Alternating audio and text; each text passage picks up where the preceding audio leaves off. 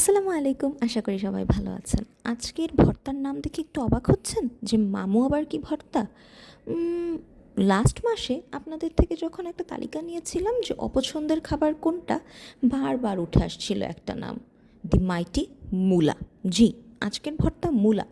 তো থাকছে মূলার জন্য, তবে মাটা কিসের? মাটা হলো মাছের জন্য। জি, আজকে আমরা দেখব একটা খুবই টেস্টি মাছ দিয়ে মূলার ভর্তা। ভীষণ সিম্পল কিন্তু দারুণ মজা। এখানে ইনগ্রিডিয়েন্টগুলো আমি দিয়ে দিয়েছি। রাফলি আমি এখানে অর্ধেকটা বড় সাইজের মূলা থেকে অর্ধেকটা নিয়েছি, সো মিডিয়াম একটা নিলেও হয়ে যাবে, তার আন্দাজে সব কিছু বলা। এখানে আমি একটা বড় সাইজের রুই মাছের লেজের অংশটা নিয়েছি। আপনি যদি ছোট মাছ নিয়ে থাকেন তাহলে সেটাকে একটু কম বেশি করে নিতে পারেন। এখানে আমি হলুদ দিয়েছি, মরিচ দিয়েছি, তার সাথে সামান্য একটু লবণ দিচ্ছি এবং এর সাথে দিয়ে দিব একটুখানি রসুন বাটা। এই মশলাটুকুকে দিয়ে আমি খুব সুন্দর করে এই মাছটাকে একদম আগাগোড়া ভালো করে মেখে নিব।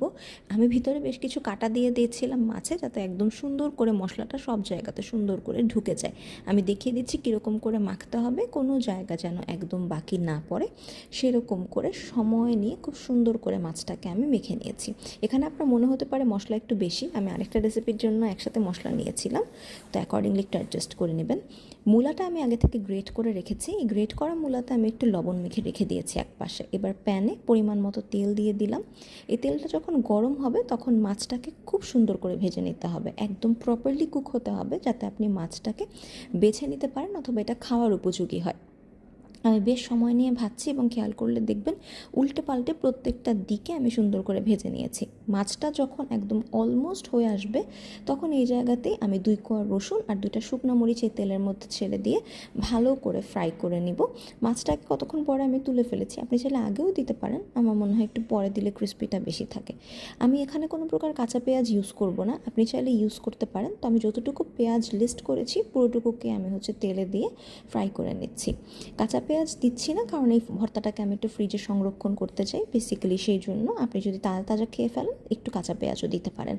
এবার আমি আগে যে মূলাটাকে লবণ মেখে রেখেছিলাম সেই মূলাটাকে খুব সুন্দর করে চিপে চিপে একদম যতটুকু সম্ভব ভালোভাবে চিপে রসটুকুকে বের করে দিতে হবে। দেখুন কি পরিমাণে পানি বের হচ্ছে মূলা থেকে, এই রসটাকে বের করে দিয়েছি। এখন দেখুন আমি মাছ বেছে রেখেছি, গ্রেট করা মূলা রেখেছি, আগে থেকে ভেজে রাখা পেঁয়াজগুলো রেখেছি, ধনেপাতা রেখেছি, কাঁচামরিচ কুচি রেখেছি, রসুন এবং ভাজা মরিচটাকে রেখেছি। এবার ভাজা মরিচ আর রসুনটাকে একসাথে সুন্দর করে চটকে নিব, তার সাথে কাঁচা মরিচটাকেও চটকে নিব এবং পেঁয়াজগুলোকেও চটকে নিব। এভাবে একটা একটা করে ইনগ্রেডিয়েন্ট খুব সুন্দর করে একটু ধৈর্য নিয়ে ভালো করে চটকে মেখে নিতে হবে।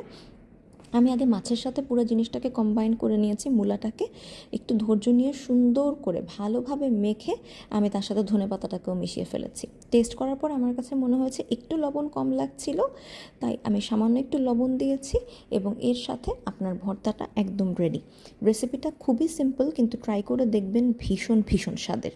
এই রেসিপিটা যেদিন করবেন ভাত একটু বেশি করে রান্না করবেন, কারণ সবাই আঙ্গুল চেটে পুটে খায়, ভীষণ মজার। সাবস্ক্রাইব করবেন এবং আমার চ্যানেলটিকে সাপোর্ট করবেন। Thank you.